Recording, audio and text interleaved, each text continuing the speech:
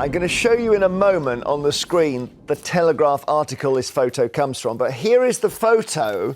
And this is Trump's sort of power, really. I mean, this is the lot. This is the squad, as they call it. So you can see from this side, you've got Tiffany. That's Tiffany, his daughter.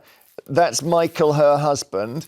Donald Trump Jr., Kai Madison Trump, who's Donald's daughter. You've then got the famous 6'9" Barron Trump. And by the way, let's just, while we're doing that, let's hold up Farage standing next to Barron to remind you how tall Barron Trump is. Okay, so that's something. So we're going to get to know. So obviously we know who that guy is. We've then got Chloe, who's Donald Jr., that Donald's daughter, and his son there. And then you've got some of the famous. Now that's Vanessa. It says, this is Vanessa Trump, who's Donald Jr.'s ex-wife. You've then got Donald family. Trump Jr. the third. Then there's Ivanka. Then these two are quite famous. Ivanka was involved in the last administration. Then there's Jared Kushner, who was doing some work on the Middle East, I think, as well. Then there's Eric, Donald's other son. And then who's that? Musk himself with Musk's son, whose name is X. And then Eric Trump's wife, Lara. And, I mean, that's it, Matt. That's who's in charge now. How could you fit more people into the picture? We can see the Telegraph article because they spread it out. Just stick it on the screen if we can. There we are. It looks... It is a kind of... It's the new royal family of America, isn't it, basically? Do you think? It is, isn't it? I mean, it looks like it. It's a combination. It looks like when you have a president, you've got a combination of king and prime minister. And why not have the family running things? Well, and we had this thing in Britain, didn't we, of divine right, the divine right of our kings and queens to rule.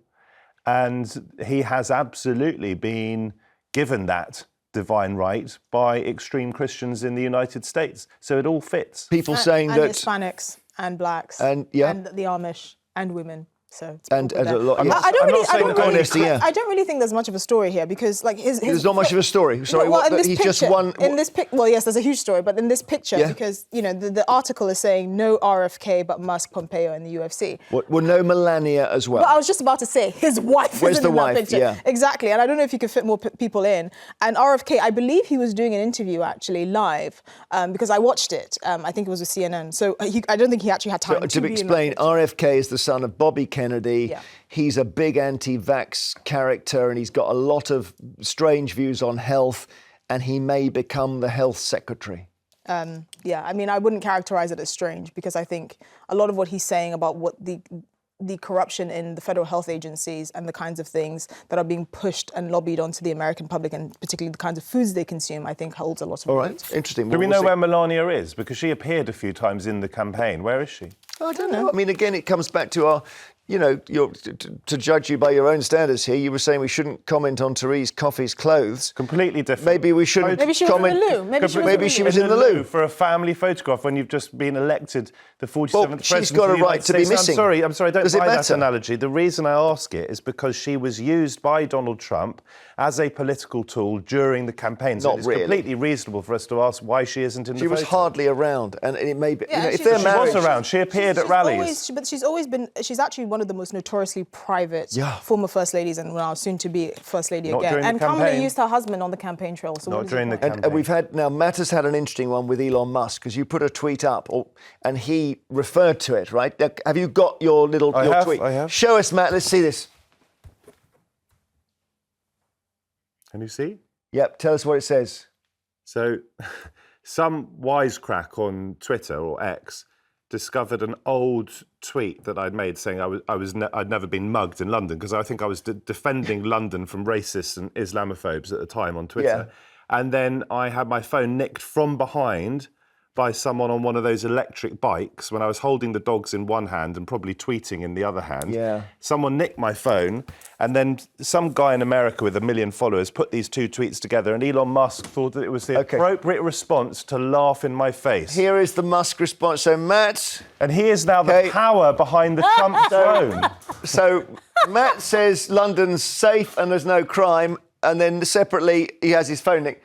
and Musk just does a laughing emoji. You got a response from the guy who's. I mean, it's funny. Come on now, it's funny. Sorry, so it's not funny when you get your phone nicked. Well, if you got your phone nicked, I wouldn't laugh at you. And I It's certainly funny don't when you expect the say man that- who is now one of the serious powers behind the most powerful human being in the world to be laughing at people when they have their it's very phones funny, nicked. and it looked like a lot of the internet found it funny as well. Oh, so that's okay, I just find it You're a bully, ironic. are you? I'm not a bully. You're an It's funny. internet bully, are you? It's hilarious because you were talking Extraordinary about thing to say the that fact because the London is internet safe found it because funny, you- that's Let okay. Esther speak. Hang on. You were talking about the fact that London is safe, even though you've never been mugged, even though London is the rape capital of the world. I know people that have had machetes pulled on them for their watches. Just because something doesn't happen to you doesn't mean it's not happening. And guess what? That tweet was funny, and Elon has the right to laugh. Well, you sound Doesn't like a make him bully to me.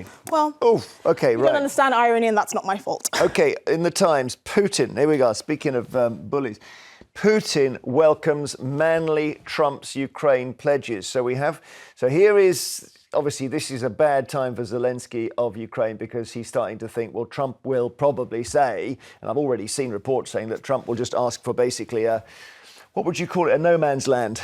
As they used to buffer call it. zone, as they Buffer call it. zone between Ukraine and Russia, and that would be in the eastern side of Ukraine, and maybe a couple of 100 yards of Russia, so they can sell it inside Ukraine. And we can see some Trump here. I think he's just speaking in the distance or whatever. Let's have a look. I think was he in Sochi? I think there. Have we got some Putin here? Let's have the Putin if we can. So he's speaking in Russian here, but basically he says that he says some very nice things about Trump, and he praises him for his manly reaction to being shot. Yeah, and I think this says so much that is interesting, and you can look at it in two very different ways. On the one hand, it is chilling that a man who is responsible for untold numbers of dead, the dead, by the way, mostly young men, in Ukraine, and also Russians who are fed into this war feeder. This is a man now praising the most powerful democratically elected figure in the world. So that sends a chill down my spine. At the same time, if Trump can somehow bring about peace without Ukraine having to give up great swathes of its territory, and if young men stop dying, then how am I going to criticise that? Oh, well, I think if you're Ukrainian and you live in some of those villages that might now become sort of Russian, you might criticise. Yes, I think it's a question of extent, because the reality is that Putin is a very bad man. He's got a powerful army. And how many more people do we want to die in the defence of a few villages? So for me, I can't be absolutist about it. I've been the Russian campaign from the beginning. But there has to come a point, doesn't there, where you weigh thousands and thousands and thousands of more dead and some villages. And if it is just, and I put just in inverted commas, a few villages, then maybe that's the right thing to do. OK.